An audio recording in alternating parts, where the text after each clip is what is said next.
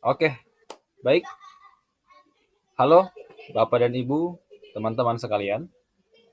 Pada kesempatan dan kegiatan kita hari ini, itu saya ingin menjelaskan kepada teman-teman dan menyampaikan bahwa self concept itu apa, atau yang kita kenal dengan konsep diri.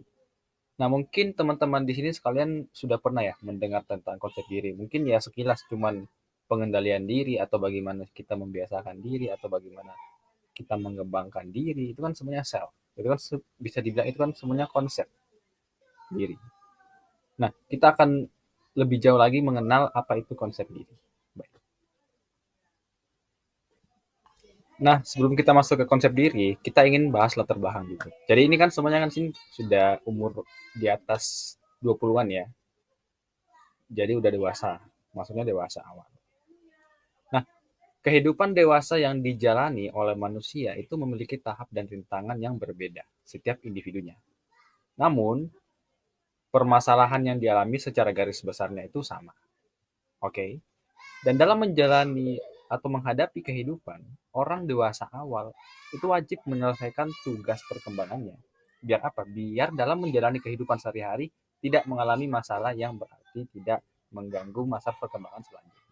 Oke. Nah, masa dewasa awal merupakan transisi dari masa remaja yang masih menjalani kehidupan yang hura-hura. Hura-hura itu seperti bersenang-senang.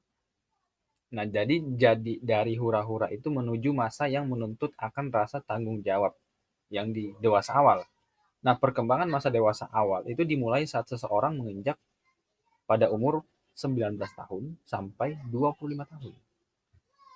Oke. Nah, harga apa? Konsep diri atau self concept.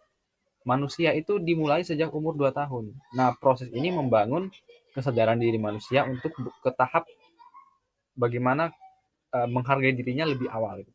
Nah, dengan demikian, proses ini ketika orang dewasa menyadarinya hal yang telah ia lalui sejak dini hingga dewasa memiliki tahapan serta hasil pengalaman yang berbeda dalam sisi kehidupan yang dijalaninya. Mohon maaf. Seperti itu. Oke, kita lanjut ya. Nah, mungkin Bapak Ibu bertanya ya, yang dibahas itu apa? Konsep iya, konsep diri, tapi konsep diri itu sebenarnya apa? Mungkin di sini ada yang udah tahu, tapi nggak tahu spesifiknya itu kayak gimana gitu kan. Nah, di sini tuh dijelaskan bahwa konsep diri adalah pemahaman tentang diri sendiri yang timbul akibat interaksi dengan orang lain. Oke? Okay? Konsep diri merupakan faktor yang menentukan atau determinan dalam komunikasi kita dengan orang lain. Jadi apa? Jadi konsep diri adalah pandangan dan perasaan tentang diri kita sendiri. Nah, kebanyakan ahli-ahli tentang diri setuju bahwa konsep diri secara jelas dapat terdiferensiasi dan terstruktur yang merupakan suatu keseluruhan yang stabil. Oke. Mungkin Bapak Ibu bertanya, loh ini maksudnya gimana? Maksudnya bagaimana ini Pak? Nah, seperti ini. Kutipan itu di atas, yang barusan saya baca, itu menyeratkan bahwa konsep diri merupakan hasil dari pengalaman, interaksi dengan orang lain yang membentuk pemahaman tentang bagaimana kita dilihat dan direspon oleh lingkungan sekitar. Nah, konsep diri ini mencakup pandangan internal dan eksternal, oke, tentang aspek psikologis, sosial, dan fisik dari diri kita. Nah, dengan demikian, hal ini mempengaruhi cara kita berkomunikasi dengan orang lain, serta bagaimana kita merespon interaksi tersebut berdasarkan pemahaman tentang diri kita sendiri. Nah, terlebih lagi, konsep diri ini dapat bersifat stabil dan terstruktur. Oke, stabil dan terstruktur. Yang mengimplikasikan bahwa ia memainkan peran penting dalam membentuk pola perilaku dan interaksi sosial kita dalam kehidupan sehari-hari. Seperti itu. Baik, kita lanjut ya Bapak Ibu. Sepanjang kehidupan, konsep diri berkembang dan berubah secara berkelanjutan. Meskipun sulit untuk membedakan antara perkembangan dan perubahan konsep diri. Nah, di masa kanak-kanak awal, ada kecenderungan perkembangan yang berasal dari citra diri atau self-image, yang positif atau negatif. Nah, next diri terbentuk melalui interaksi dengan lingkungan, khususnya lingkungan yang terdiri dari orang-orang yang signifikan. Yang signifikan itu ya seperti orang tua atau sibling. Nah, ini maksudnya seperti apa gitu, ya kan? Kok meskipun sulit untuk membedakan antara perkembangan dan perubahan konsep diri, seperti itu. Nah, pernyataan tersebut itu mengacu pada fakta. bahwa konsep diri merupakan entitas yang utuh dan stabil. Oke, utuh dan stabil. Tetapi juga mengalami perkembangan dan perubahan sepanjang kehidupan, meskipun sulit untuk membedakan antara perkembangan dan perubahan konsep diri. Namun hal ini dapat dijelaskan secara spesifik. Perkembangan konsep diri itu merujuk pada peningkatan pemahaman diri secara keseluruhan. Oke, peningkatan kesadaran akan kemampuan, keinginan, dan kepribadian kita seiring bertambahnya usia. Nah, sementara itu, perubahan konsep diri dapat merujuk pada penyesuaian atau modifikasi persepsi diri berdasarkan pengalaman dan interaksi baru yang dialami sepanjang perjalanan hidup. Nah, dengan demikian, meskipun konsep diri cenderung stabil, namun pengalaman hidup dan interaksi dengan lingkungan itu menyebabkan penyesuaian dan peningkatan pemahaman yang continuous, maksudnya seiring berjalannya waktu. Hal ini menandakan bahwa konsep diri ini merupakan proses yang dinamis gitu, nggak statis ya, yang terus berkembang dan berubah sepanjang kehidupan kita seperti itu.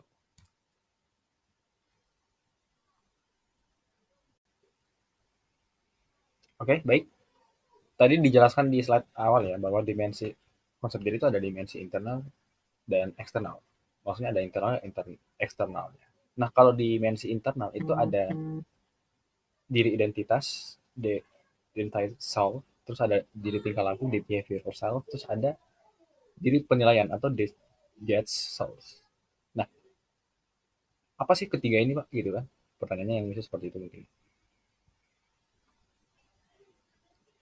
Nah, kalau di diri identitas itu merujuk pada pemahaman tentang siapa sih diri kita secara umum gitu kan. Ini termasuk kayak nilai-nilai, kepercayaan, dan karakteristik yang menjadikan kita itu unik gitu kan. Nah, lalu yang diri tingkah laku atau di behavior tadi itu mengacu pada pemahaman tentang perilaku yang kita tunjukkan dalam interaksi dengan orang lain. Perilaku yang kita perlihatkan gitu kan. Atau dalam berbagai situasi kehidupan di sehari-hari. Itu yang diri tingkah laku. Nah, sedangkan untuk judge atau penilaian itu berhubungan dengan cara kita menilai diri sendiri gitu kan ya. Ada kayak perspektif kita, ada perspektif diri kita itu gimana ya. Ini termasuk evaluasi terhadap kemampuan, kelemahan dan kelebihan yang kita miliki. Jadi ada evaluasi diri, introspeksi gitu, semacam seperti itu. Nah, dengan kita memahami dimensi-dimensi ini, seseorang itu atau kita itu memperoleh knowledge gitu, insight yang lebih mendalam tentang bagaimana mereka memahami diri sendiri, bagaimana mereka berperilaku, dan bagaimana mereka menilai kinerja dan kemampuan pribadi. Seperti itu. Oke, baik Bapak Ibu sekalian. Nah, tadi kan itu yang dimensi internal ya. Nah, sekarang kita masuk ke dimensi eksternal. Nah, dimensi eksternal ini ada banyak dari dimensi internal.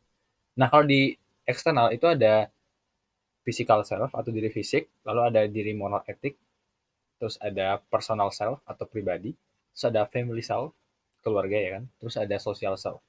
Nah, mungkin sekarang pertanyaannya ini apa sih maksudnya Pak gitu kan.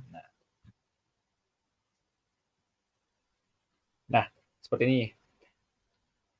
Pada dimensi eksternal itu kan ada diri fisik ya. Nah, diri fisik itu dia mengacu pada pemahaman tentang penampilan fisik, termasuk penilaian terhadap misalnya nih kecantikan gitu kan, kebugaran, terus ya karakteristik fisik lainnya gitu. Tapi yang masih berkaitan dengan karakteristik fisik gitu kan. Nah, lalu yang kedua ada moral.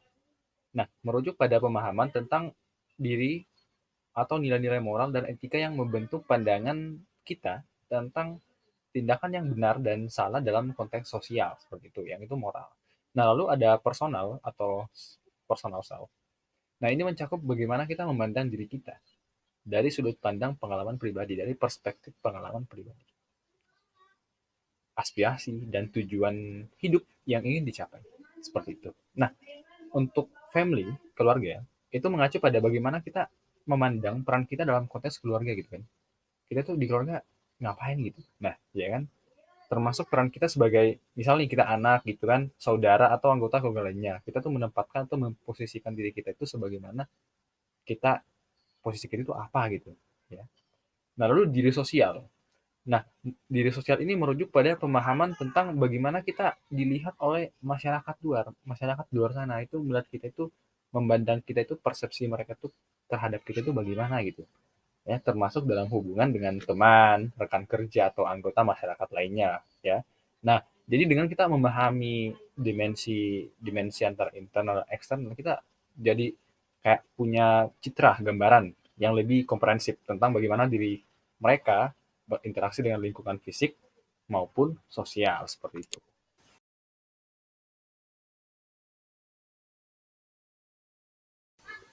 Oke, baik. Jadi pada saat ini itu kita masuk pada komponen konsep diri.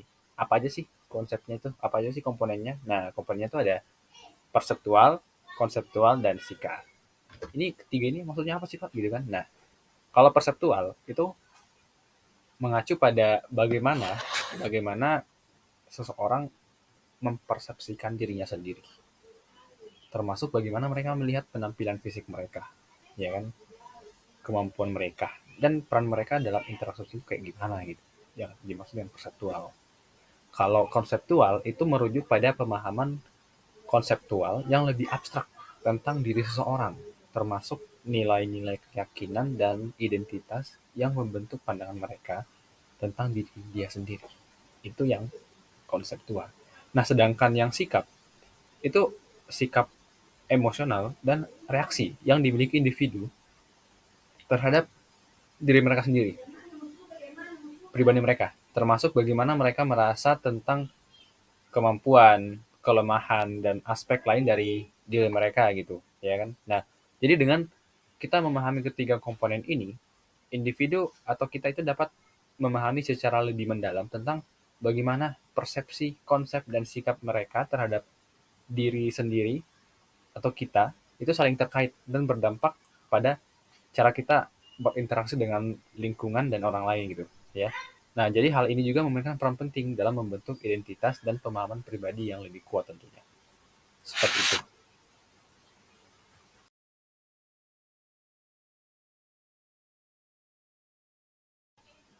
Oke, teman-teman, sekarang kita masuk pada bentuk konsep diri ya. Nah, bentuk konsep diri itu ada yang negatif dan positif. Tentu ya, tentu konsep diri ini mencakup aspek positif dan negatif yang keduanya mempengaruhi cara seseorang berinteraksi dengan dunia sekitarnya. Jadi kita akan jelasin konsep diri negatif dan konsep diri positif itu kayak gimana gitu kan. Nah, kalau aspek positif, nah sebagai contoh, konsep diri yang positif bisa mencakup keyakinan pada kemampuan diri sendiri, percaya diri dalam situ sosial, dan pandangan yang positif terhadap aspek-aspek tertentu dari diri seseorang, seperti kecerdasan, keterampilan, dan kelebihan lainnya. Itu kalau yang positif. Nah, kalau sedangkan yang negatif itu, di sisi lain, ya, konsep diri yang negatif dapat mencakup pandangan rendah diri gitu, ya, rendah diri, perasaan tidak berharga, atau keyakinan bahwa diri sendiri tidak mampu mencapai kesuksesan. Jadi self efikasinya, efikasi dirinya itu rendah. Terus sama mungkin bisa dikaitkan dengan self confident ya atau kepercayaan diri gitu. Nah, jadi hal ini mungkin juga melibatkan pemikiran negatif tentang aspek tertentu dari diri sendiri, seperti penampilan fisik atau kemampuan sosial. Jadi perfeksionis gitu, tapi nggak sampai. Lalu penting untuk diingat bahwa konsep diri yang sehat itu melibatkan keseimbangan antara pemahaman yang realistis tentang kelebihan dan kelemahan kita, ya. Harus stabil, harus seimbang gitu, balance ya. Serta upaya untuk meningkatkan diri kita sendiri melalui pengembangan pribadi yang positif gitu. Nah, itu seperti itu. Nah, oke, terima kasih. Jadi, semoga apa yang barusan kita dengar dan barusan kita lihat itu dapat benar-benar tertanam dalam pikiran kita dan kita benar-benar bisa mengimplementasikannya dalam kehidupan sehari-hari. Nah, jadi kesimpulannya apa sih Pak gitu kan? Nah, jadi gini, konsep diri itu merupakan pemahaman yang kompleks dan holistik, maksudnya menyeluruh gitu tentang siapa kita, bagaimana kita dilihat oleh orang lain, dan bagaimana kita berinteraksi dengan dunia di sekitar kita ya. Jadi konsep diri ini mencakup dimensi internal dan eksternal ya, yang melibatkan persepsi, penilaian, perasaan, sikap terhadap diri sendiri. Nah, ini dapat mencakup aspek positif dan negatif yang saling mempengaruhi dan dapat berkembang sepanjang kehidupan seseorang. Oke. Nah, lalu penting untuk memahami bahwa konsep diri merupakan proses dinamis, bukan statis, ya, dinamis, berkelanjutan, berkembang, yang dipengaruhi oleh pengalaman hidup, interaksi sosial, serta faktor internal dan eksternal lainnya. Dengan menyadari konsep diri, kita dapat bekerja menuju pertumbuhan yang pribadi, yang lebih kuat, pengembangan diri yang positif, dan hubungan sosial yang lebih sehat tentunya. Oke, terima kasih banyak. Selamat malam dan selamat beraktivitas. Tuhan.